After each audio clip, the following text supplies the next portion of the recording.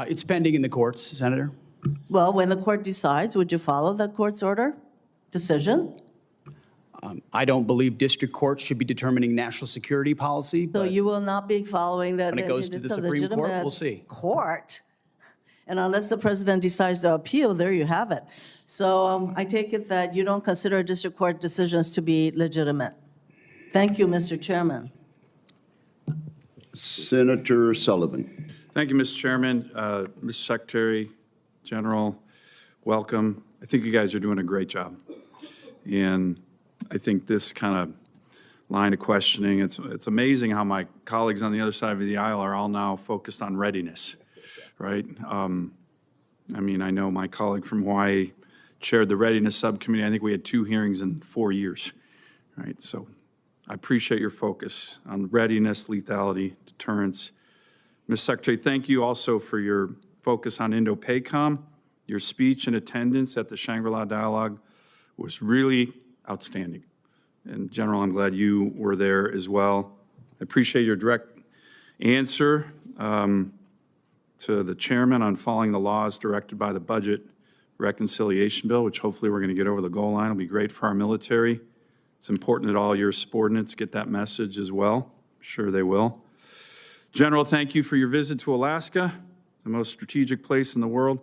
Ms. Secretary, I'd love to have you up there soon. As a matter of fact, for your staff, take a look. August 16, 18, that's going to be the overlap of 2 large-scale exercises in Alaska, Northern Edge, Arctic Edge. I believe the Indo-PACOM commander, Northcom commander will likely be there around that time. Would love to have you there, Mr. Secretary, so take a look at that date. General, do you have any quick takeaways from your Alaska visit?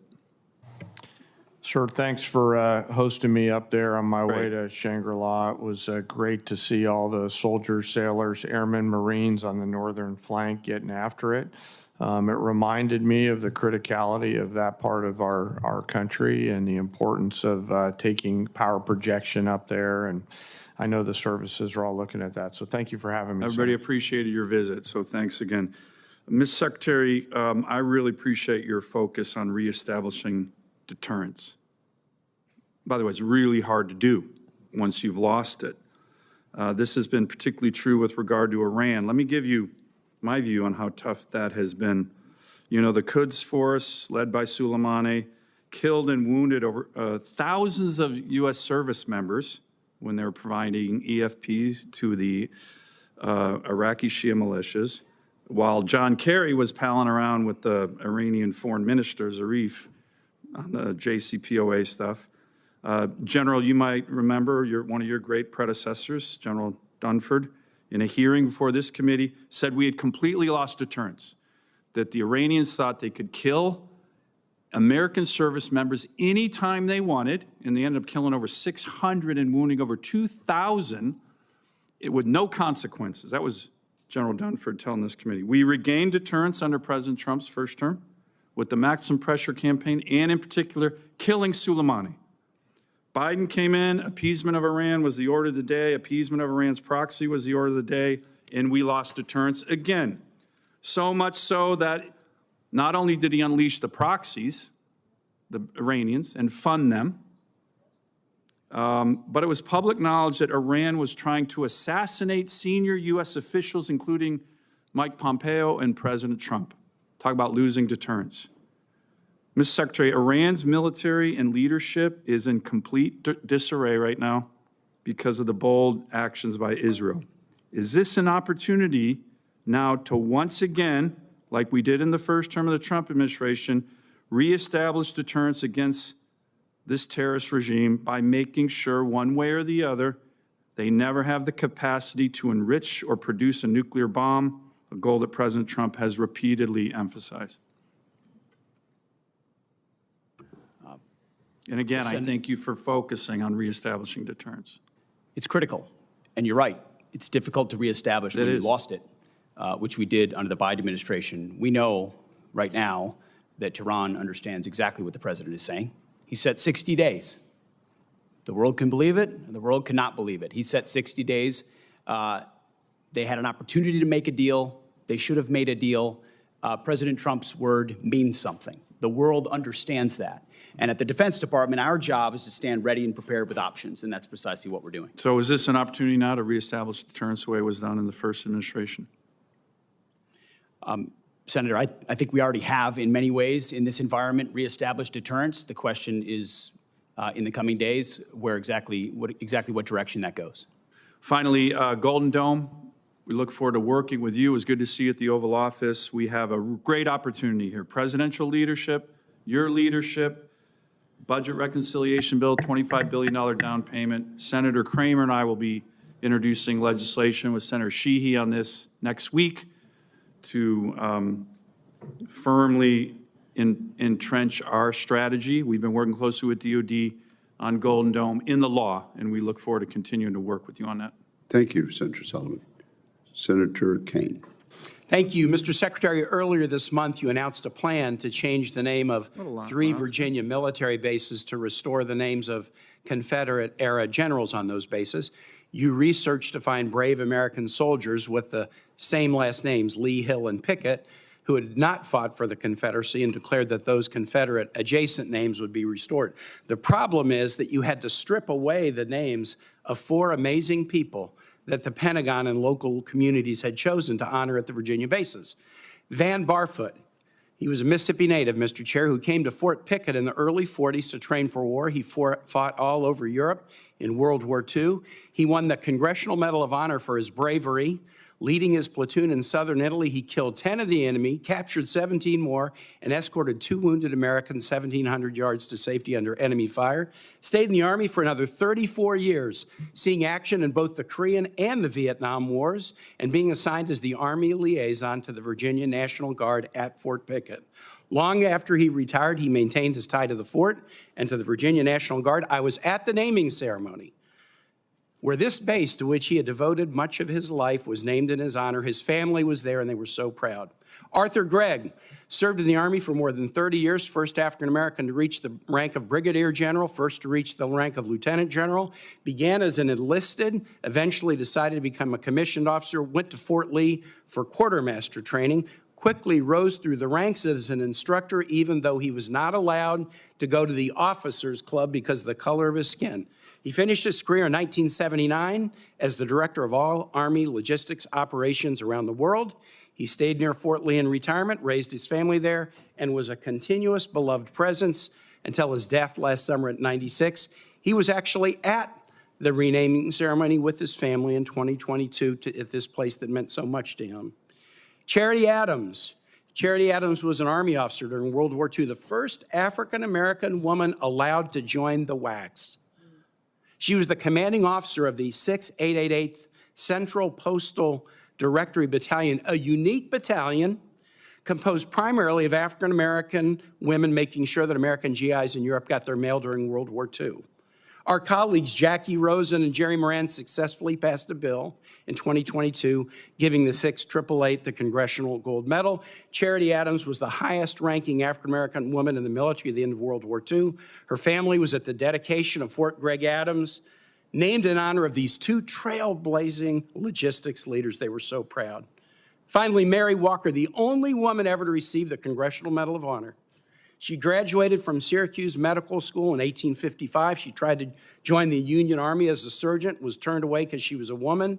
But the need was so great, she eventually got hired at a military hospital in Washington and then was deployed as an Army surgeon with the Army of the Cumberland and the 52nd Ohio Infantry, becoming the first female surgeon in the U.S. Army. She served all over Virginia, including the place where the base is now named after her. She frequently crossed battle lines to treat civilians and even treated Confederate soldiers. She was captured, a prisoner of war in Richmond, until a prisoner relief president, Andrew Johnson, gave her the Congressional Medal of Honor after the Civil War. Why did you decide that these 4 patriots were not worthy enough to have their names on a base?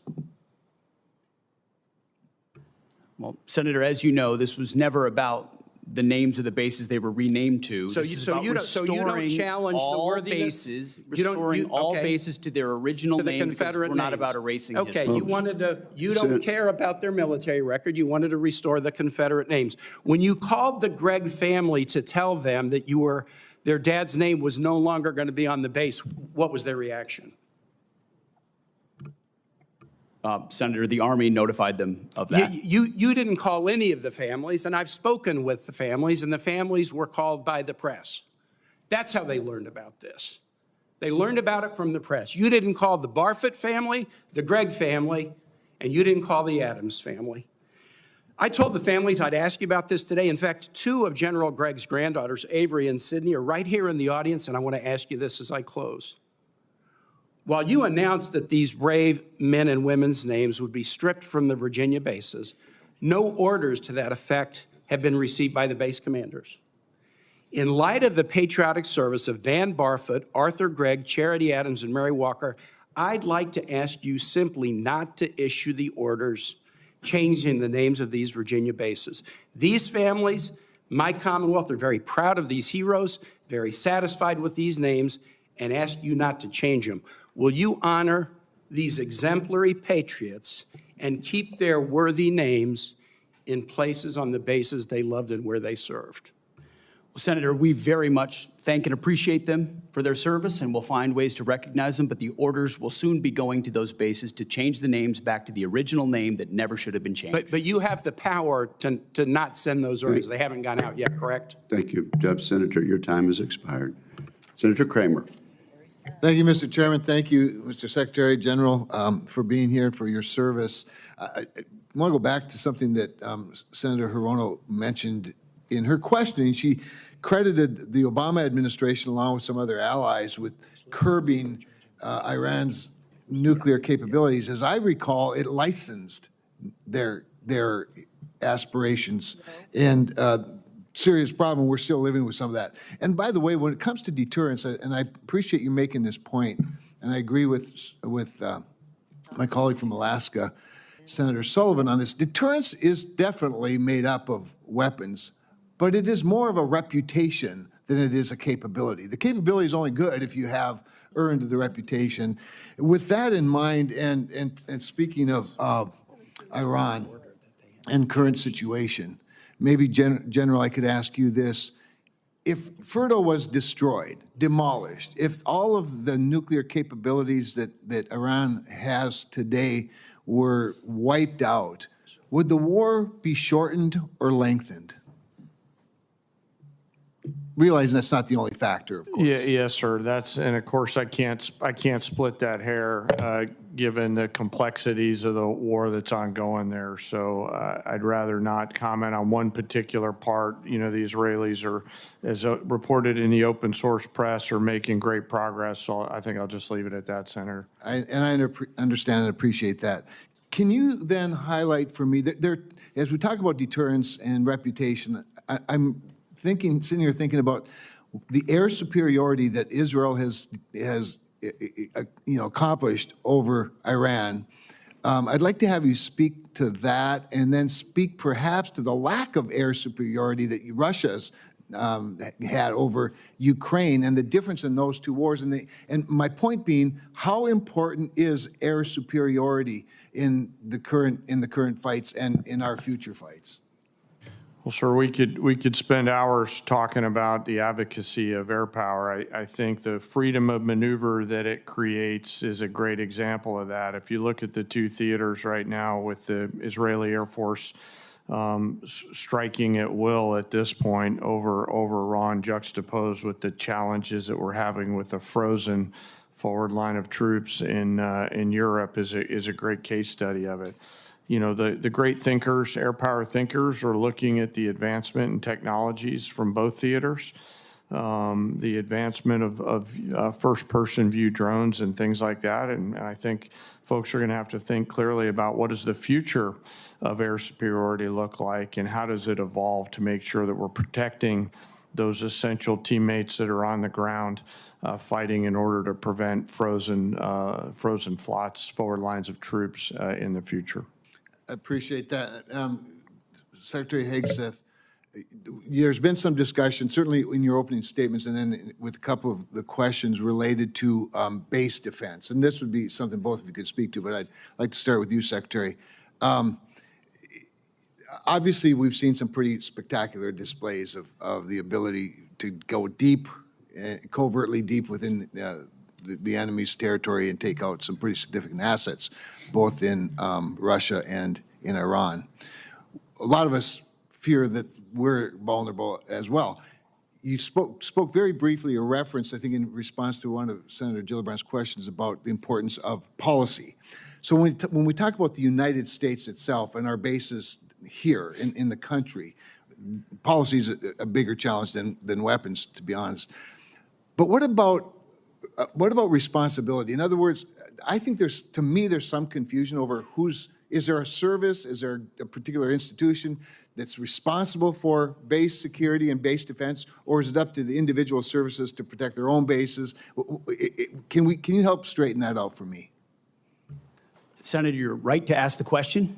We met on this very topic 2 days ago, because you're right, we've already made initial efforts, but I liken it to the effort that was made around IEDs in Iraq and Afghanistan, where it couldn't be a service-only response. It needed to be across the joint force. It needed to be immediate, and the capabilities had to be prepared to adapt in real time to adjustments the enemy is making. And you saw that in things that could in counter IED technology. We need the same type of effort in counter UAS. Not just forward deployed, because right now you do it with what you have, but also at home considering the authorities. So that is something the department is doing in real time. If you have a second. I guess that's it. I'm out of time. Thank you. Thank you very much, Senator Kramer. Senator King. Mr. Secretary, I'm somewhat puzzled. I grew up in Virginia, where Robert E. Lee was revered. I think when I was a kid, his birthday was a school holiday. But as I grew older and learned more about American history, I learned that he fit the classic definition of a traitor. He took up arms against his country. He broke his oath as a member of the United States Army, which he took upon entering his career at West Point. Why are you going through these incredible gymnastics, finding current soldiers or other soldiers to rename? And you slipped a minute ago. You said we're returning these bases to their original names. Robert E. Lee, leading general of the Confederacy, Pickett, the other names. Why are you doing this? I don't understand what the motivation is to rename bases for people who took up arms against their country on behalf of slavery. What possible motivation can there be for this? Who is telling you to do this? Who is urging you to do this?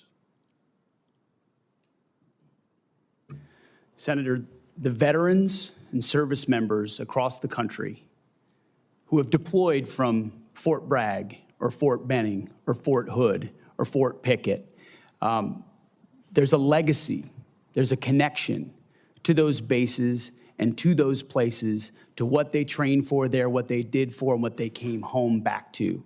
That matters to them. Ask enough of them, as I do, all the time, before and later. And we recognize the service of those who were put into the replacement. No one's disputing that. I would never dispute that.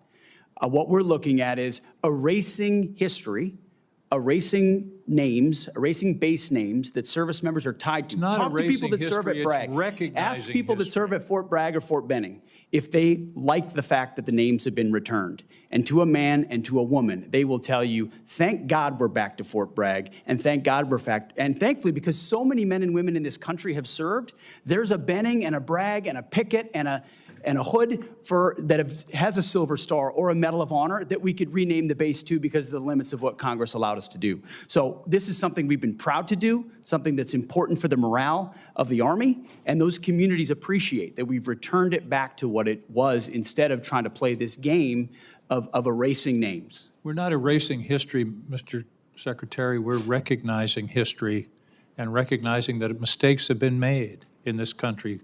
The greatest of all was the Civil War, where people took up arms against their country on behalf of the institution of slavery. And to continue the practice of recognizing those people and honoring them by the naming of these bases is, I believe, an insult to the people of the United States. Let me talk about the budget. I don't understand why the budget is coming to us in two pieces. Why not give us an honest base budget instead of putting a piece of it in recognition, in reconciliation? As I understand it, OMB is saying we're going to have a flat defense budget for the next 4 or 5 years. Are we planning reconciliation every year from now on? Why not give us an honest budget, telling us what your priorities are, and then we can consider it. This committee always works in a bipartisan basis on the defense budget. We all want to see some increases in the defense budget, and yet you're giving us this, this fake, here's a piece of the budget, here's another. You're cutting, in the base budget, you're cutting shipbuilding in half and saying, well, we're going to make it up in reconciliation. Are we going to have reconciliation every year, which basically, by the way, puts a significant part, 10 or 15% of the defense budget in a wholly partisan decision-making process, whereas in the history of this committee, it's always been bipartisan. Why are we doing it this way? Senator, from our view, the budget number 961 meets the requirements and threats that we face. And That's not the number. The number is 892.6. You're adding reconciliation. That's my whole point. Why not give us a base budget of 961 or whatever the right number is, what you consider the right number, and then we can operate and make our decisions. Why do it in this bifurcated way that really is fooling the American people about what the defense budget is? We're not trying to fool anybody, sir. It's two bills, one budget. Haven't asked We're my question working with yet. Why is it- OMB, why is it and being we done feel this very way? comfortable Why with is the it being number of done this way? 961 billion. Why don't you give us a straight-up budget for the Defense Department? That's my question. Senator, this is a straight-up budget for the Defense Department, and it's a It is 13% not. increase over what Joe Biden It is a gave us. two-part defense budget. Part of it is in reconciliation instead of in the budget that's being presented to this committee. This committee only has a partial review of the budget. I don't understand why we can't have an honest, straightforward budget instead of this son of Oko that you're putting over on us. Thank you, Mr. Chairman. Senator Scott. Thank you, Chairman. I want to thank each of you for being here, and I want to thank you for your dedication to the country, each of you. So, Secretary, so you talked a little bit in your opening statement about China. So this committee, we've basically outlawed the use of Chinese drones by our government and our military. We have the ability now going forward that we won't even license them in this country. Can you just talk about, the importance of making sure that our military, we don't have Chinese products, whether it's drones, we don't buy Chinese drugs for our military, we don't allow China to buy farmland close to our military bases, we don't allow them to be involved in our electrical grid, bring in despicable foods into our commissaries. Can you talk about the importance of that when they have a government that wants to destroy everybody in this room's way of life? You're correct in what you're describing, Senator. We need to get smarter, faster. And that's the kind of urgency that we feel in the Defense Department. There's been a lot of talk about prioritization and pivoting and recognizing the size and scale and scope of the Chinese threat. And then there's doing everything possible inside your decision cycle to include how you posture, how you procure, how you plan to ensure that it's not reliant in any way. You don't have Achilles heels in any part of the process, whether it's critical munitions or it's critical minerals or it's any number of our weapon systems. I mean, you've heard the president say, Golden Dome, his big signature priority for the defending the homeland will be American made, because we can't have systems like that dependent on what the Chinese could do about it later on. So we completely agree with you, and myself and the Deputy Secretary that's kind of an number one for us, is in making sure that what we source is sustainable. So if Communist China continues to build up their economy, do you think they'll continue to invest in their military? Yes, sir, and I think a lot of that spending is commingled. Right. And do you believe that that if the American public knew the risk of China and what you think about every day, that they would buy fewer Chinese products? Sure, sir, it's our job to think about that every day. If a lot of the information we saw were to be made public, there would probably be more urgency. Yes, sir. Do you think that we ought to be allowing Chinese companies to be able that support either the economy of China so they can build up a military, or companies that actually work with the Chinese military? Do you think they ought to be able to sell stocks in America? Senator, that's not really my lane, but I would say that the president is focused, especially through trade, on right-sizing a lot of those dynamics and making sure that American companies, American industries are protected and brought back to the United States. Okay. So whether it's Americans buying products that help China build their economy so they can build a military to try to defeat us, or whether it's buying Chinese drones or drugs or allowing them to buy farmland, you would recommend to the American public that we wake up and stop doing these things? Generally speaking, Senator, yes. Thank you. Senator Warren. Thank you, Mr. Chairman. So President Trump has deployed the National Guard and then the U.S. Marines to Los Angeles over the objections of state and local officials, saying that the troops are needed to support immigration detention operations that are being carried out by ICE. On Sunday night, the president threatened to deploy ICE agents to other cities around the country that he sees as, quote, the core of the Democrat power center, end quote, specifically mentioning Chicago and New York. Secretary Hegseth, if the president wanted to deploy Marines to Chicago and New York City like he did in Los Angeles, would you carry out that order even if the local governors and mayors objected?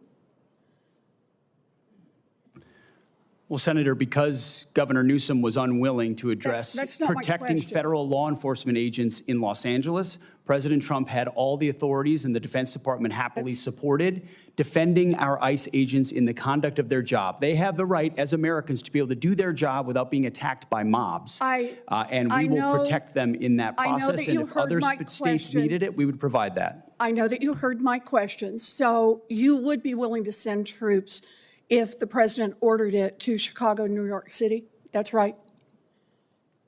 Well, thankfully, New York City, unlike California, unlike Gavin Newsom, is willing to step up and address the issue with their local law enforcement. I will take that as a yes. How about if the president says he wants to send troops to 15 cities? Would you be willing to do that? Senator, I don't accept your hypothetical because it's That's a hypothetical. Not a real That's one. the question. You're the Secretary of Defense. Would you send troops to 15 cities if the president said do it? Would you do it? 15 cities. Again, Senator, it's a complete hypothetical lacking any context Look, at all. You're the Secretary and I refuse of to box Defense. myself in based on Well, you questioning can refuse, on a hypothetical. But you're here asking for $1 trillion, and I want to know how you're going to spend it. And so my question is, if Donald Trump tells you to send troops to 15 American cities, are you going to spend the money and send the troops? Thankfully, we're spending money on securing our southern border, a way the previous administration abandoned and allowed Okay, so you're 21 not million gonna answer illegals to that enter our country. question anyway. So defending our homeland is a real serious priority under this administration, and we're doing it. I understand the question about defense. Secretary Hegseth, about 4,000 National Guard troops and 700 Marines have been sent to L.A. Is there a number of troops deployed to American cities over the objections of governors and mayors at which you would be concerned that we are undermining our national defense? Senator, we've spent 2 decades guarding other people's borders. We think at the Defense Department it's about time we shore up ours. So that's my question. Is there a number at which sending those troops to Los Angeles or Chicago or New York starts to undermine our ability to defend ourselves around the globe? Is there a number? Senator, we look at capabilities and readiness around the globe all the time, and we're quite satisfied with our capabilities to defend the homeland, and we'll provide more if and when it's necessary. So you are satisfied with our capabilities. Let me just ask, have you actually done the analysis and figured out how many troops you can deploy domestically before you start to undermine readiness around the world? Have you done that analysis? Yes, ma'am. Then would you let the rest of us in on it? We are the Senate Armed Services Committee, and you're here to ask for $1 trillion. What's the number? We've got contingencies and plans for any number of capabilities should governors be unable, as Gavin Newsom has been, So can you to give actually us a secure his ballpark own on federal what that agents number in is? their cities. How many troops can you deploy domestically before you start to cut into our readiness internationally? As I said, previous administrations deployed our National Guard all around the globe in numbers Have a far number, beyond but what we you're were capable of just not gonna supporting. tell So us. limited So let me contingencies ask you inside the one United more States to question. protect federal law If the Supreme enforcement is Court orders doable. you to remove troops from American city streets, will you do so? Can you repeat the question, please? Yes, if the Supreme Court orders you to remove troops from American cities, will you do so? As I've said, Senator, I don't believe district courts should determine national security policy, but if the That was Supreme not my Court rules question. on a topic, we will abide by that. Okay. You know, during her press conference last week, Secretary Nome said, "We are staying here to liberate the city from its mayor and its governor, people who were elected by a majority of voters." Secretary Hegseth is saying he is ready to deploy more troops and won't tell us what the implications are for our national defense. This is un-American and it makes us unsafe. I wish our Republican colleagues would speak up. The time of the senator has expired. Senator Tuberville. Thank you, Mr. Chairman. Thanks for being here today. Mr. Secretary, thanks for looking out for the law enforcement and the millions of people in California that still love this country and want this country to survive, and not the radicals that wave non-American flags, that protest in the streets, tear things down. It is ridiculous, and thank you for doing what you're doing, you and President Trump. It's getting out of hand. Chairman of the Personnel Committee, thanks for your recruiting. You're doing great. Keep looking out after the quality of life. Please do that. We've done research after research. We did give a raise. We want to continue to give raises. These first-year staffers in this building make tens of thousands of dollars more than first-year military personnel. That's not right. We need to change that. It's an all-volunteer Army, and thank you for working towards that. Mr. Secretary, China's kicking our butt in AI. Okay, they can build something in a year that takes us 3 or 4 years to build. The budget provides for increases in AI investment of $250 million. Is that adequate for us to catch up with China?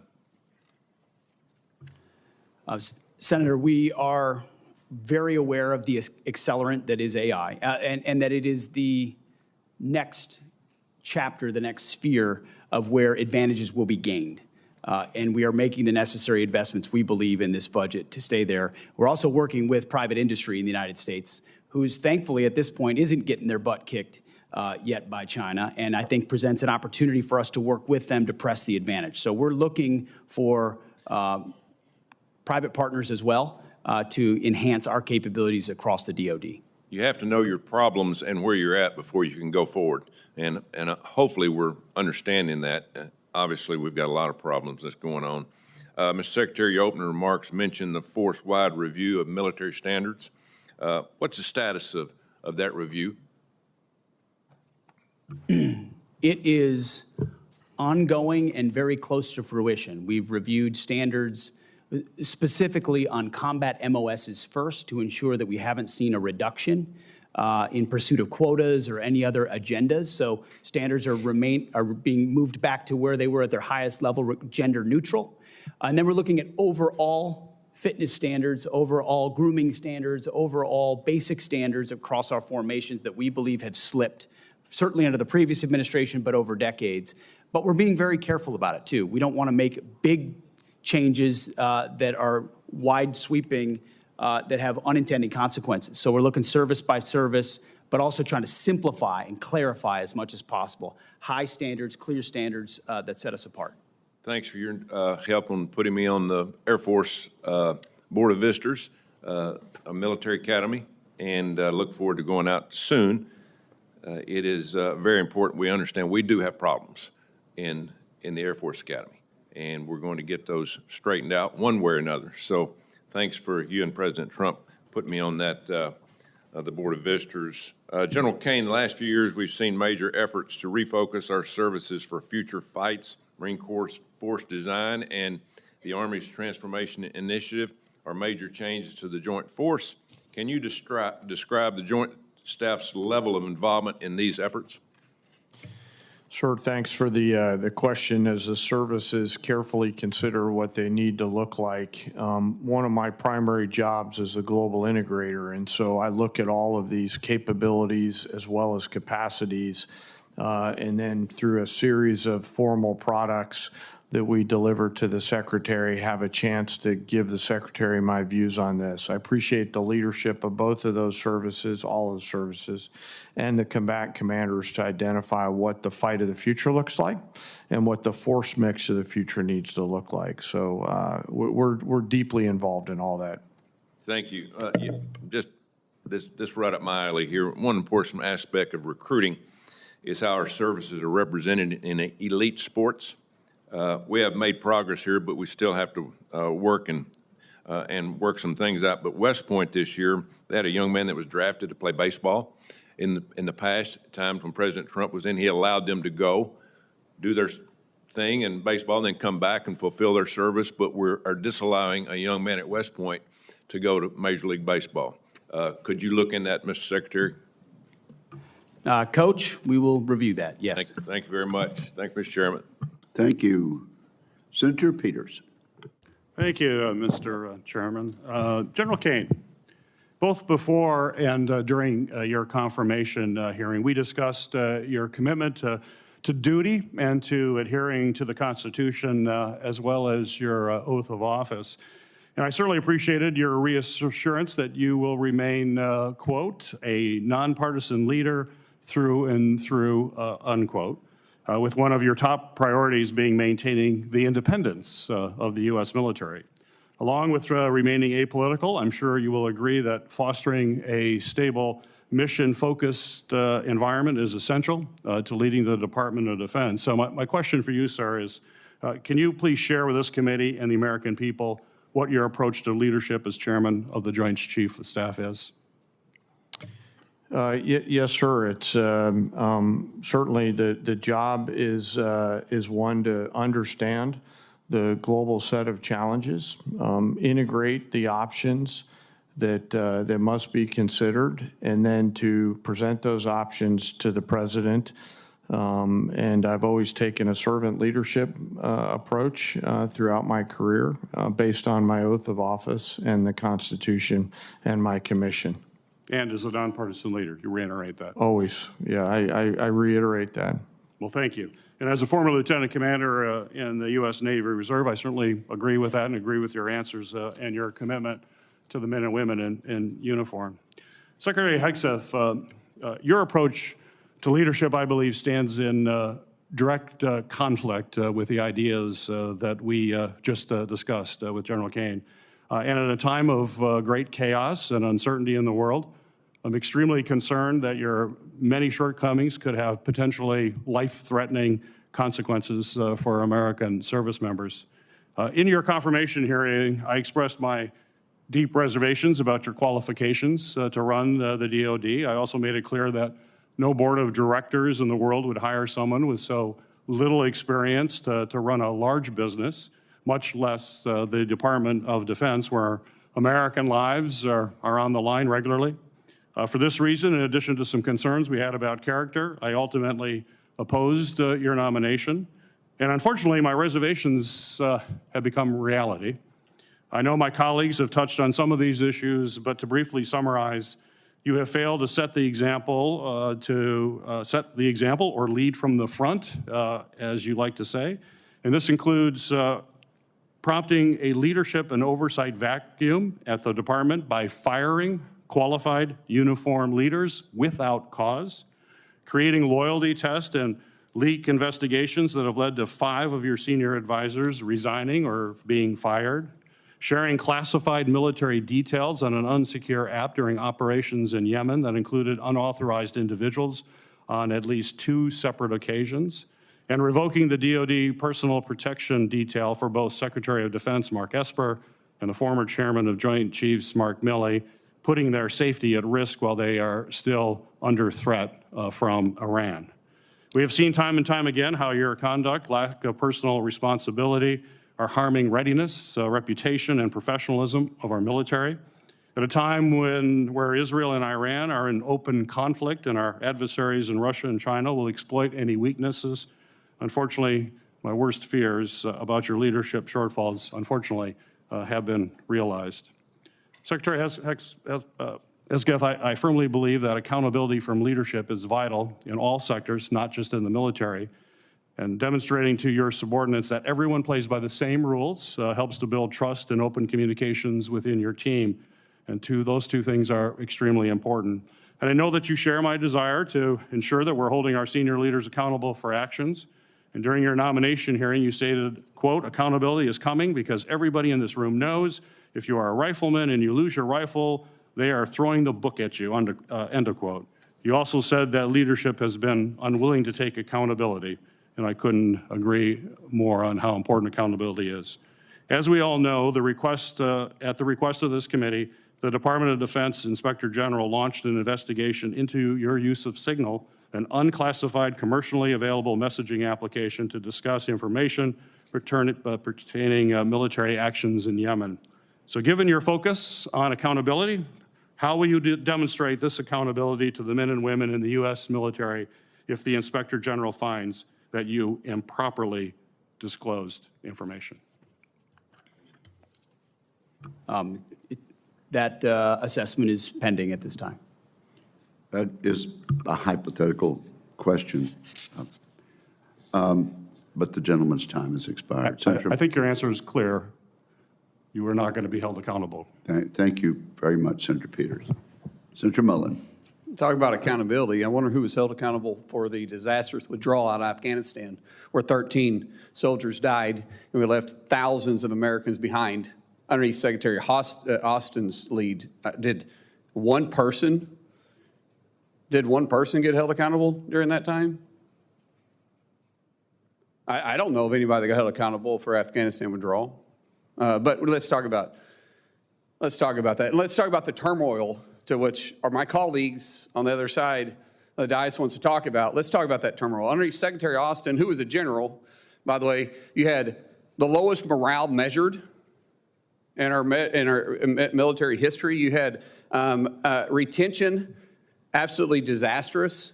You had recruitment that wasn't even meeting lowered standards that you guys lowered. But let me see the contrast now. We have the highest morale that's been measured in decades in the military. We have recruiting numbers that are exceeding expectations that we've had. We have our enemies that fear us once again, and our allies that love us because they can trust us. But that's not the narrative, Secretary Hegseth, that our Democrat colleagues want to draw. But how short-minded is your memory? It was just a few months ago that you were supporting a commander-in-chief that you guys were covering up for or flat out lying about. Who was in charge? And that was a commander-in-chief. Oh, but let's not talk about that. Instead, let's just point fingers at something that fits a narrative. You want to talk about war powers or the fact that during our reposturing in the Middle East against Iran, which would have never taken place if our colleagues on the other side would have held the administration accountable while they were giving billions of dollars back to Iran and knowing good and well during the briefings that they were actually trying to develop a nuclear weapon, but we turned a blind eye to that, and now the mess that was created by the Biden administration, this administration, or the Trump administration, and the leadership of Secretary Hegseth is simply trying to clean up. But forget about the past. Let's talk about this. Oh, let's talk about reposturing, by the way. And was it Secretary of the Navy, Del Toro, that came to us and said that he was fighting the largest naval battle since World War II? Did anybody in this dais authorize that? That was his words, who sat right there where Secretary Hegseth was, and I laughed. And I said, I didn't think the Houthis had a Navy, so why are we fighting a naval battle there? And did you guys complain about it? Did you guys say one thing about it? Nope. You just sat there. Because, hey, it didn't fit your narrative, but this one does. And then anyone want to start talking about the National Guard and the Marines. Didn't President Eisenhower deploy troops or federalized troops in Arkansas in 1957? and also deploy the 101st Airborne because the governor then refused to protect civil rights and personal property? Yep. What about President Kennedy in 62 and 63 that also did it because Mississippi and Alabama refused to do the same thing? And so since the governor at that time refused to protect citizens and the property, he federalized the National Guard. Oh, let's think about 65 too, because LBJ did the exact same thing. But that's history. But yet it's extremely important to the context of what you guys are claiming to be done here. But that doesn't fit the narrative that you guys want to put out there. History is history. Look back at it if you want to or not. But keep in mind, every time you're pointing fingers here, you got 3 fingers pointing back at you. Because the previous administration, you guys 100% turned a blind eye to and did nothing to hold them accountable. Nothing. So don't sit up here on the dais and pretend like you're trying to hold administration accountable now because you didn't for 4 years. You literally covered up for a commander-in-chief that was absent. Absent-minded and absent leadership. And you guys did absolutely nothing. Even your left-leaning media is saying it was the worst cover-up possibly in political history. Yet nothing from you guys. You all should be ashamed of yourself. Literally, you should be ashamed of yourself. I yield back. Thank you, Senator Mullen. Senator Rosen. I yield my time to Senator Duckworth. Senator Duckworth. Thank you, Mr. Chairman. In response to my colleague from Oklahoma, I believe the Secretary of Defense has just responded last week and admitted that the $1 billion mission that he led against the Houthis, who do not have a Navy, has not restored the transit of U.S. flag commercial vessels through the Red Sea, and in fact has resulted in the loss of 2 F-18 Hornets to the tune of $60 million apiece, as well as, I believe the last count was 7 Reaper drones to the tune of another $200 million. You are blowing through money like my fellow cadets and I did in our First Liberty after basic camp. Luckily, I didn't end up with a questionable tattoo. Your failures, Mr. Secretary, since you've taken office has been staggering. You sent classified operational information over Signal to chest thump in front of your wife, who, by the way, has no security clearance, risking service member lives in the process. You blew the $1 billion fight against the Houthis, whom, again, as my colleague says, has no Navy, and yet you lost all of those aircraft. You've created such a hostile command environment that no one wants to serve as your chief of staff or work with you in other senior DOD leadership roles.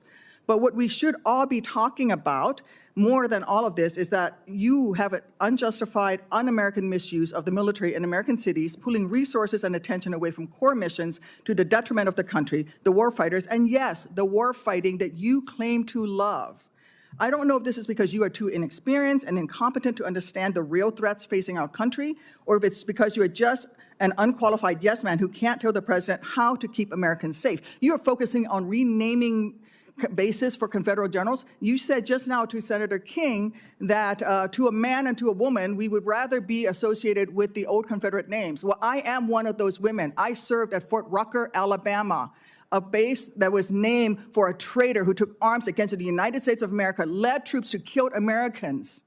It was renamed for Mike Novosel, a Medal of Honor recipient who, in his citation for the Medal of Honor, includes that he saved 29 American lives, to include hovering backwards in a helicopter towards an enemy bunker where a wounded American was laying and saved that person, including after being taken fire himself. I know a little something about what it takes to fly a helicopter when you've been hit by enemy fire.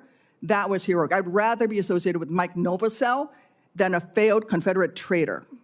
I don't know whether you are inexperienced or too incompetent, but I wonder when you will actually focus on our nation's warfighting mission.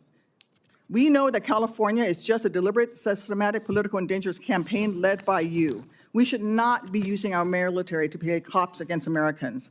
General Caine, as chairman, a key part of your job is to coordinate military planning across the joint force. Is the department currently incorporating into any military plans expanding the use of the reserve forces to include the National Guard or active duty troops to support domestic law enforcement, including in other locations in the United States? Senator, we careful. No, General. Well, it's not really a yes or no question, Madam Senator. We plan all kinds of different things. I think it is a yes or no question. I'm not aware of anything, but the reason why I'm answering is the tags may be looking at something that I'm not aware of. What are you doing at your level? You're not aware of that happening at your level? Because we know that on his first day, President Trump directed U.S. Northern Command to revise its unified command plan to add new planning requirements to combat, and I quote, criminal activities. A series of follow-up executive orders continue to redirect DOD priorities to supporting domestic law enforcement, including one in April that tells DOD, and I quote, use national security assets for law and order. In other words, do law enforcement's job. I'd like to enter these executive orders into the record, Mr. Chairman. Is there objection? Without objection, so ordered. Secretary Hegseth, you say you are focused on warfighting and warriors. These are your words. Yet you are diverting untold DOD resources and attention to a fundamentally non-military mission of domestic policing. Across the country, we have qualified police officers who are trained for that mission. They know those streets better than the Marines you deploy to Los Angeles, who normally focus on the Indo-Pacific. And you recently approved 700 more troops in 3 other states to do admin and logistics works for ICE. You say all of this is valuable training, but I would much rather have our troops do tough, realistic training relevant to high-end combat. Instead of typing in spreadsheets for ICE, they should be conducting live fire maneuver exercises. Instead of patrolling American neighborhoods and standing in front of federal buildings, they should be rehearsing call for fire missions. We have local police who can stand in front of those federal buildings. And the list of distractions goes on. You are encouraging the DOD workforce to go work for DHS in increasing numbers. You're pulling the military away from facing foreign enemies who literally say things like death to America. And you're putting troops with weapons aimed at Americans. Mr. Secretary, let the military get back to its real job. Stop forcing them to do DHSs. And if you want to be DHS Secretary, maybe you can apply for that job when you're fired from this one due to your incompetence. The senator's time has expired. Senator Budd. Thank you, Mr. Chairman, and thank you all for being here. I think you all are doing a great job, and the proof is in the pudding. If you look at morale, you look at recruiting, you look at deterrence. Incredible performance compared to the last administration. So thank you all for your work and in short order as well. Mr. Secretary, while I was overseas and time zones away this past weekend, I was able to watch the parade, even though it was on a size of a phone screen. But I just wanted to catch a quick glimpse at it since it was controversial from the other side. And I tell you what, I stayed up until 2 a.m. I could not turn it off because it wasn't about you, Mr. Secretary. It wasn't about our president. It was about the men and women that don't get recognized each and every day. And I could just see them grinning underneath their helmets and their battle dress uniforms, smiling from ear to ear, being recognized, whether it's on TV or by those of us in elected office that were present, or the folks that stood up to support them. So thank you for that. And again, back to the morale that we're seeing in the recruiting numbers, I think it will go even higher as a result of that. So I appreciate what you did. Mr. Secretary, I want to echo what my colleague Senator Kramer said a few moments ago about air dominance. And in previous years, Air Force officials have recommended purchasing at least 72 fighters a year, which would be reachable by maximizing F-35 and then the F-15EX production lines. And I applaud the President's decision to proceed with the F-47, but I understand that it's going to take a while before that's developed and fielded. And I'm interested in maintaining a strong level of production of other advanced fighters in the interim. So what can you tell us about the future of the F-15EX in particular while we await the arrival of the F-47? And Mr. Secretary, that'd be for you. And Mr. Chairman, you've got experience, significant experience as a fighter pilot, so if you'd care to weigh in as well. To your point, Senator, I would defer the balance of my air superiority time to the chairman. But I would note that the budget does have a substantial increase on F-15EX, recognizing its capabilities and the bridging function that particular aircraft provides us. And all of this with an eye toward existing fights and future fights, but it certainly does make an investment. Chairman. Yes, sir. Thanks for the question. And, you could use the current Israeli efforts as a case study in air dominance and air superiority. And if you look at harder problems in Iran, you start to see the importance of having the mix of things like F-47, EX, and any other future capabilities that are considered. So we have to stay up on the TAC air, step, and appreciate your leadership and interest in this, sir, as we move forward. Thank you. Switching gears a bit, Mr. Secretary, our Special Operations Forces play a crucial role in preventing and then winning armed conflict. However, the previous administration proposed cuts to soft billets in the programs. So how does the President's budget request impact the size, structure, and posture of our Special Operations Forces for 2026? Well, sir, what you will not see is cuts to soft billets, especially recognizing not just the last 25 years, but even the op tempo of the last 4 to 6 years, and the recognition that those are forces that are used often, mobilized often. There's a stress and strain on that. And so investments both in personnel, but also training and capabilities is front and center. Thank you for that. Last year, I led an NDAA provision that mandates that all future annual defense planning guidance include specifics with respect to the size, structure, posture, and priorities for SOF. So I want to make clear the importance of this directive. And the committee was due a report back on March 1st on this component of the defense planning guidance. But since that date has come and gone, I'll ask now. Will you, Mr. Secretary, commit to seeing this requirement through and providing an update to this committee on its progress? Yes, Senator, we'll get that to you. Thank you. I want to ask briefly about munitions, Mr. General Caine. How do you see the rate of munitions usage in Ukraine, in the Middle East, particularly our ground-based interceptors and air-to-air missiles, influencing this budget request and future budget requests? Well, Senator, we're always mindful of the consumption rate. One of the great case stories of the fight in the Middle East is the advancement of use of rockets, laser rockets, to target one-way attack drones, which I know the committee helped push, and that's helping to save some of our critical air-to-air munitions. And I can circle back with you on the other matters offline, sir. Please do. Thank you, Chairman. Thank you very much. Senator Kelly, Senator Rosen yielded her time to Senator Duckworth, who was scheduled to be last. Do you think we ought to go ahead and let Senator Rosen ask questions right now? 100%. Absolutely. Senator Rosen, you're recognized. I thought I would just create a stir down there. No. I thank you to my seatmates on both sides. Thank you, Mr. Chairman. We take care of each other. And again, thank you, Chairman Wicker, Ranking Member Reed, for holding this hearing, Mr. Secretary. We have a short amount of time, so I'm just going to ask a few simple questions, and I would just appreciate if, for some of them, you would just answer yes or no. And so, Secretary Hegseth, would you agree that every senior official in the Department of Defense must reflect the values and conduct that our service members must uphold and our citizens expect? Senator, we want to uphold the highest possible standards. I'll take that for a yes. So would you also agree, then, that anti-Semitism and anti-Semitic conspiracy theories have no place in our government or military? Yes or no? They should not. Thank you. So would you also agree that anyone who has posted, and I'm going to quote, anti-Semitic conspiracy theories lifted right out of a neo-Nazi playbook, end quote, shouldn't be anywhere near a position of power? Yes or no? Since I don't believe the characterization of many officials in the news media, I would need to see precisely what's being characterized. But generally, would you not say that if generally we speaking, thought something was coming out of a neo-Nazi playbook, it doesn't have any place in our Department of Defense?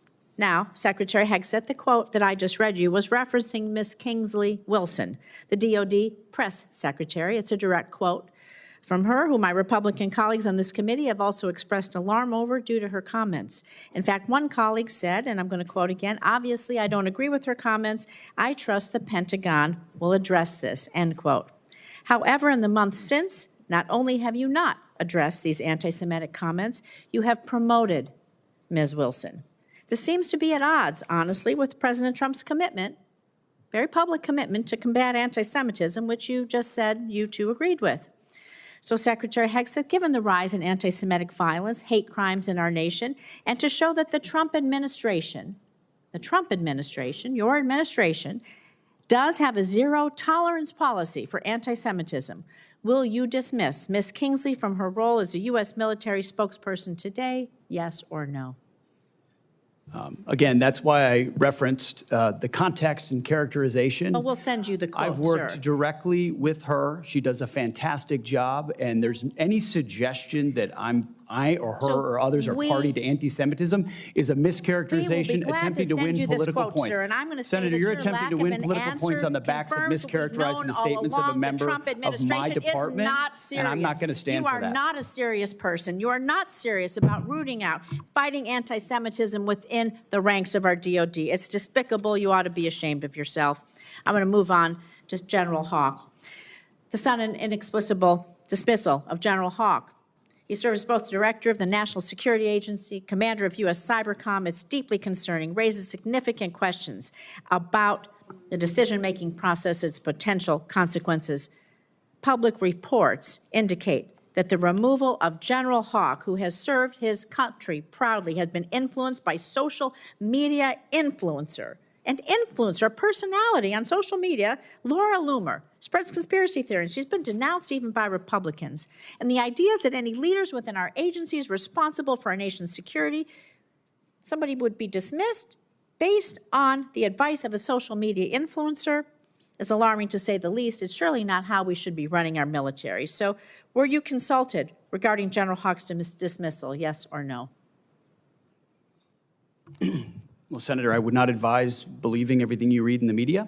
Were you, and I'm consulted on every single decision. Okay, I'm the so that's decision maker alarming. for the department, and we all department, serve Mr. at the pleasure of the president, Okay. and So we have what the was your- prerogative to what make was those your decisions what for was the your best for the recommendation? country, Did you and we did personally that. approve Mr. Hawk's dismissal, yes or no? Anyone coming or going Personally at the approve Defense it. Department, especially at that level, would ultimately be a decision So made by that's a me, yes. and I Did stand you personally behind that. relieve him? Excuse Did you me? personally relieve him? Yes or Anyone no? at that level You did, who is so that's a relieved yes. would be relieved by the Secretary of Defense. Was there a specific justification for General Hawk's dismissal? Was there a specific justification for General Hawk's dismissal? Ma'am, we all serve at the pleasure of the president, and the president deserves the Is type it of true? commanders and advisors that he thinks will best Did you equip him discuss General to Hawk's accomplish the dismissal with mission. Laura Loomer prior to his removal?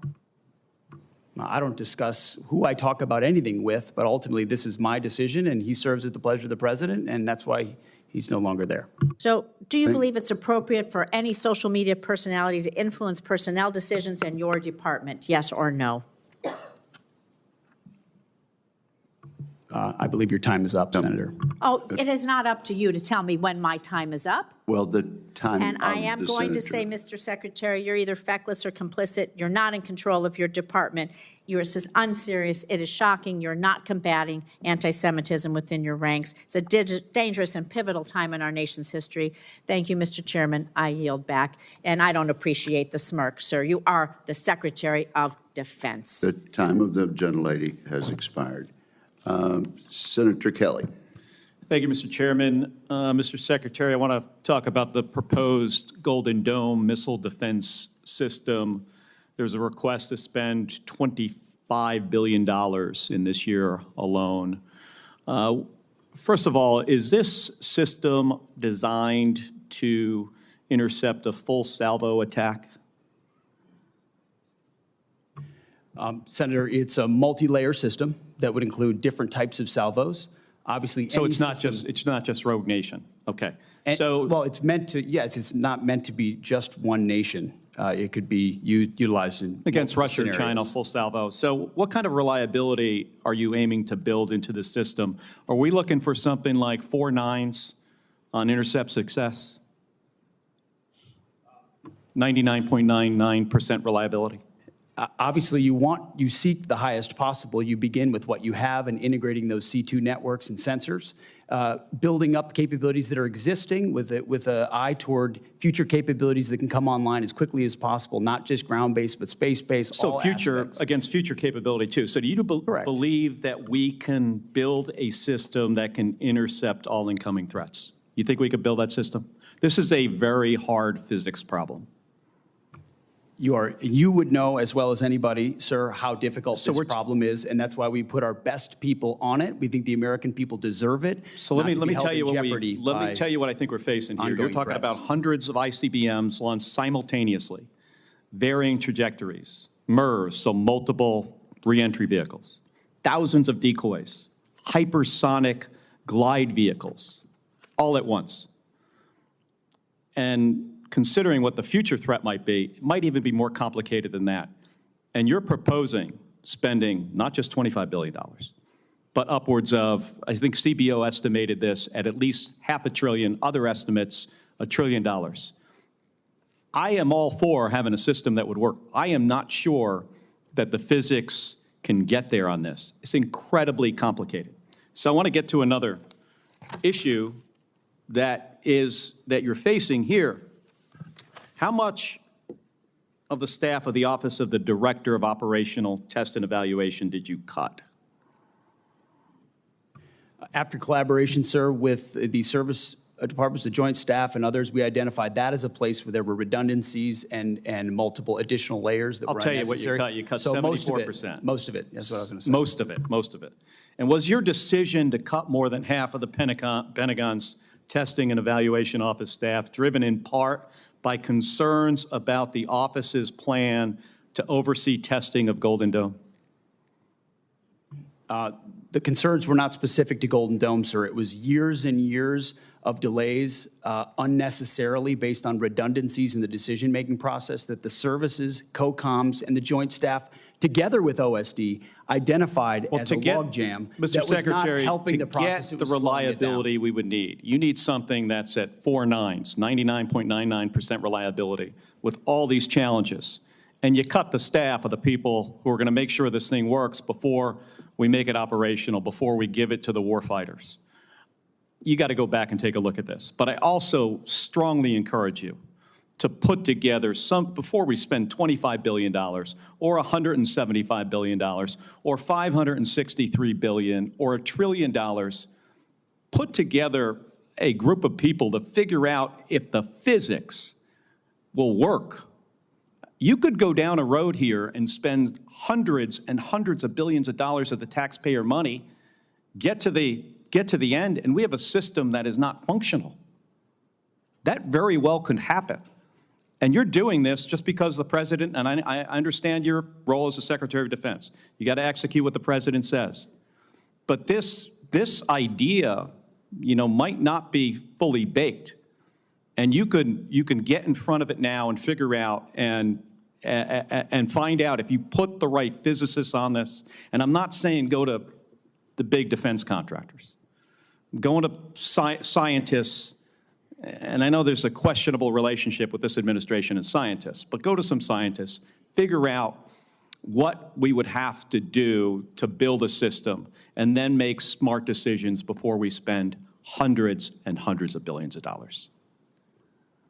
Senator, we're doing that, leveraging existing technologies and not premising the project on aspirational technologies, what we can actually do and would welcome. Well, $25 billion in the first year is a lot of money. That's more than just figuring out if we have the ability to build a system that can handle a full salvo threat, hypersonic glide vehicles, MIRVs, thousands of decoys.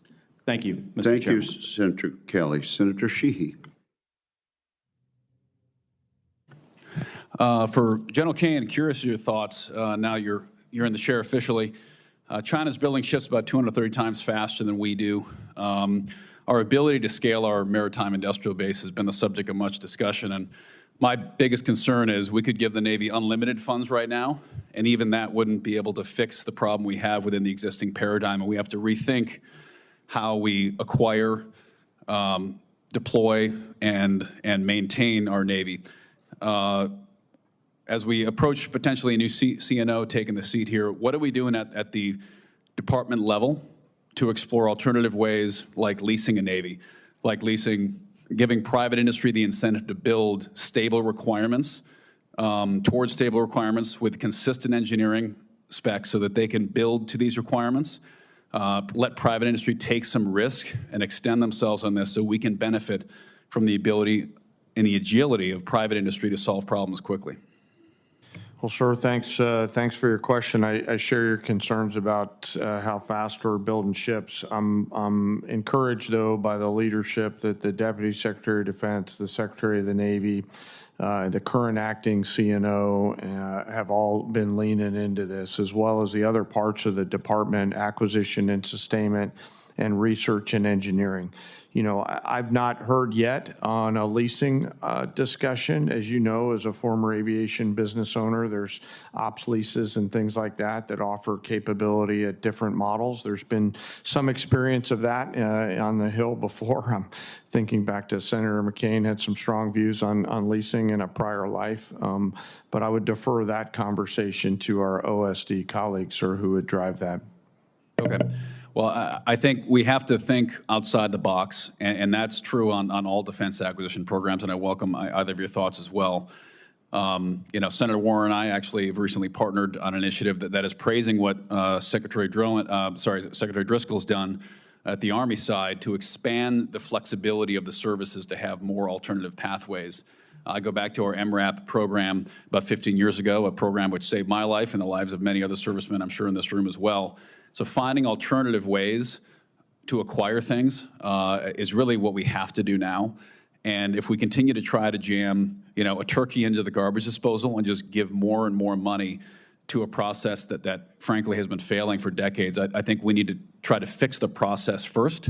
And I'd be curious as to either of your thoughts, an open response as to what we can do immediately here to start reforming our defense acquisition paradigm so we can keep pace with, it's not a near-peer threat with China, they are a peer.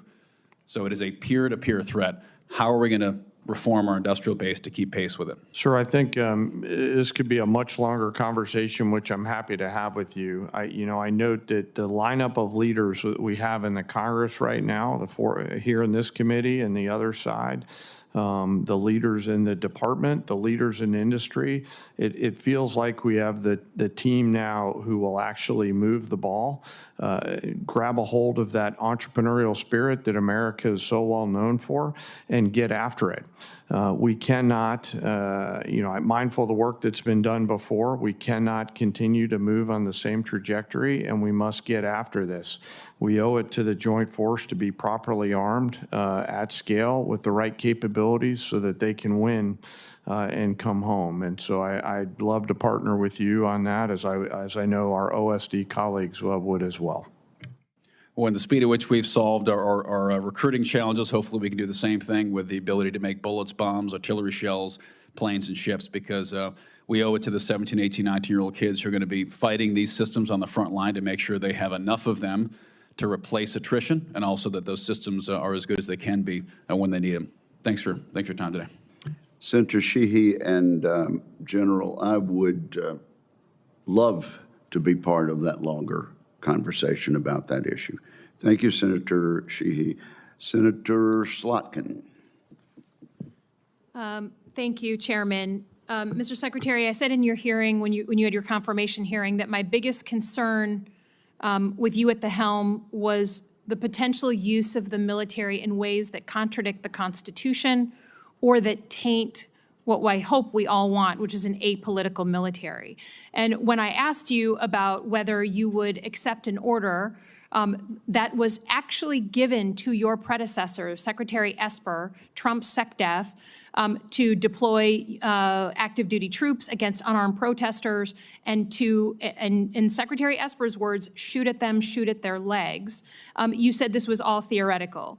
Here we are, a few months later, you've deployed 4,700 troops to Los Angeles and against the wishes of the governor. And my colleague across the aisle was right. It is the first time since 1965 that we have deployed Guard troops without the permission of the governor. In all the instances he laid out, the president had sent in the military to protect protesters, not against the protesters. So you may dismiss it, but I feel like this is a fundamental issue of American democracy. If you love your country and you want an apolitical military, then it should be the last resort, not the first resort in our country to use them.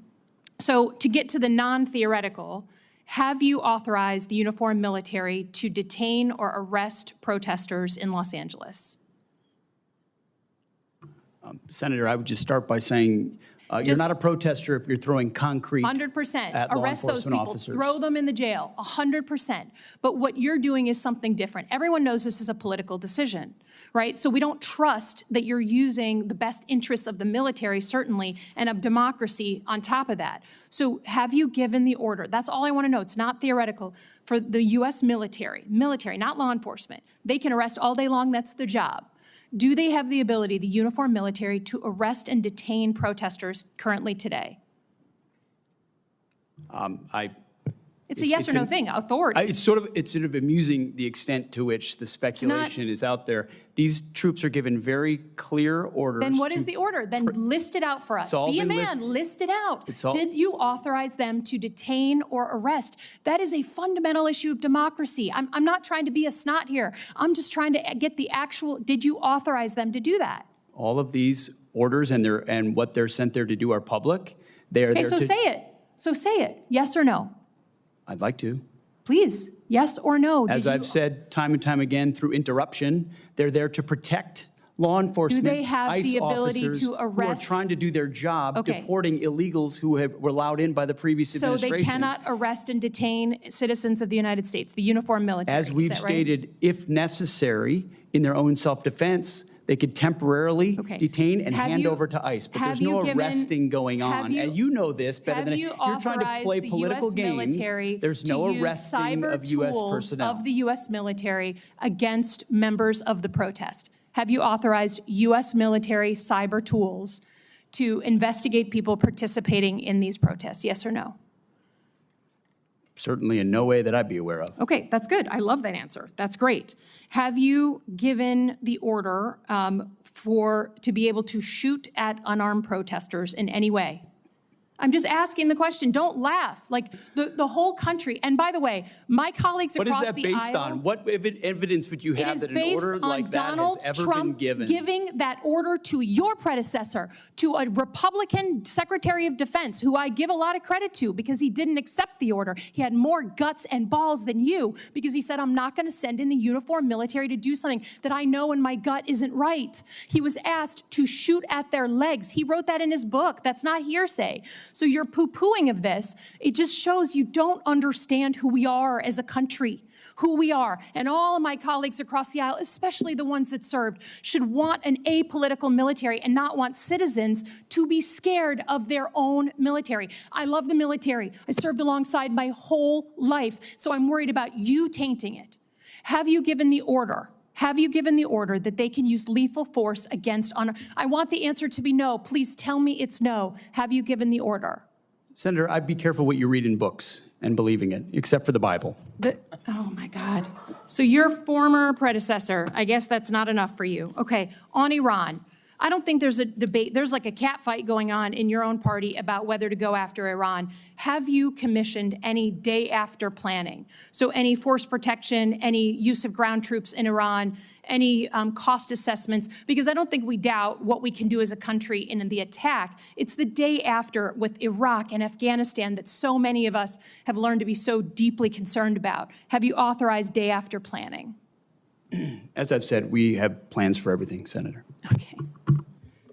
And I would also reiterate how we began, that there will be a classified portion of this 15 minutes after we adjourn. Senator Banks, you're recognized. An apolitical military. Secretary, wouldn't you say that in the last administration under Joe Biden, Secretary Austin, Mark Milley, we've never seen the military politicized in a way that it was over those 4 years? Senator, I would say our mission has been to take the politics out of the military, take the ideology out of the military. And as a result, you've seen the response of young Americans who have, I called it a bump at first. I just want to correct that, Senator. It's been a tsunami. It's been a historic response of young Americans I want to unpack who are it. I joining. want to unpack this with you, Mr. Secretary. Prior to President Trump's election, the military was struggling with the worst recruitment crisis in 50 years. That all seemed to have changed overnight on one specific day. And the chart shows it. The Army doubled its recruitment from November of 2024 to the previous November. The Navy, the same thing. The Navy's recruitment skyrocketed 80% from November of 2024 to the previous year. Mr. Secretary, what changed? There was an election, Senator. Why does that matter?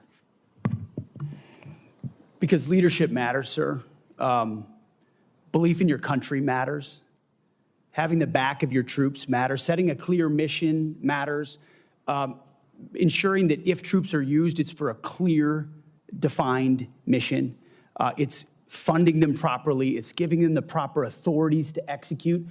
Americans watch what happens with their political and military leadership. And in President Trump, they understand they have a commander-in-chief that has their back, that loves the country, that loves them. Our job has been to reflect that through the department by getting rid of all the distractions, by enforcing the basics, by getting back to standards and readiness. And as a result, we've seen a generation of young people stand up and say they want to serve under President Trump. These numbers have steadily increased. As you said, you called it a tsunami. I mean, I call it the Trump bump because it did begin on one day, but every month since, we've seen those recruitments for the Army and the Navy, especially the best Navy recruitment in 20 years, the best Army recruitment in 15 years. How do we keep that up? Well, sir, I think we keep that up by staying true to what we said we would do to those young Americans and their families. I wrote a book before I started this process, talking to a lot of vets and their families who are wondering whether they would recommend military service to the next generation. I hear from them and others who say, now we're willing to do that under this president's leadership. Staying true to who we are, staying true to the basics, the Constitution, their core mission, keeping them ready, funding them and supplying them properly, and then having their back, truly, matters. And I think by doing that and then emphasizing recruiting and the basics, I think we'll continue to be able to be on the right trajectory. Mr. Secretary, I've never seen a Secretary of Defense that's so in tune with our soldiers, our sailors, our airmen and Marines as you. You've gone out and you're visiting with them, you're talking to them every single day. What kind of stories are you hearing, especially from our newest recruits? I mean, what are they telling you? What are they telling you specifically about why it matters? Well, I'll start with those that are re-enlisting or they've been in for a while who say it's all changed. The entire environment's changed. The morale, the spirit. They feel the change. They feel the idea that if I'm given a job to do, I'll be given everything necessary to do it, the authorities to do it. I'm not being micromanaged. I know that my commander will have my back. And then the young people, it's just excitement about the possibility of serving under President Trump, of being a part of something greater than themselves, and knowing that that in the White House they've got a commander who will defend their interests. It's really about the, as I said, I mean, as my colleague was talking about, an apolitical military. I mean, the wokeness, the radical transgender movement, the way the abortion travel mandates, the way the last administration politicized the military. There was a survey in 2023 that pointed this out. It said that, and the Army released the survey in 2023 that claimed that young Americans' fear of discrimination drove away more recruits than wokeness. And wokeness was a big indicator, too, in that survey. Do you think those arguments still stand up today? Senator, you make a great point. Every American wants to be treated like an individual, not because they're black or white or male or female, rich or poor, or because of some calculation of what we need more of or need less of, but simply, can you rise to the challenge of this job of service to your nation? That challenge inspires young people, and that's what we've seen. I think the Commander-in-Chief matters. Mr. Secretary, you matter. General, you matter. Thank you for your leadership. The facts speak for themselves. Mr. Chairman, I yield back. Thank you, Senator Banks. Is there objection to putting a representation of the chart in the record at this point? Without objection, it'll be ordered. Mr. May I ask a question, Mr. Chairman? Senator Reed. I note that the chart starts in November 23 and goes to November 24, and President Biden was president through the entire period. So you're suggesting that the significant ramp-up took place immediately after Election Day, which would have been 20 days of November 24? That's exactly what I'm suggesting, Senator. And Do you have the any- numbers speak for themselves. Do you have any data to suggest that? The General of the Army told me so, and I'm happy to, yeah, if you ask for those numbers from the Army, you'll see the same dynamic that I have. The election of Donald Trump serving as the election of him and the indication to those recruits around the country that he's going to become the commander-in-chief actually mattered. And those numbers have risen So dramatically there's- ever since Election Day. There was no impact of the administration's activities over several years before that, and also through the period of November 23, which was encompassed the Biden administration. It's funny you get a Trump bump while Biden is president of the United States. So I'd be curious to see that data. I think it's Thank you. incredible as well, sir. Unbelievable might be a better word. Are there further questions? We're sort of now into the second round of questioning.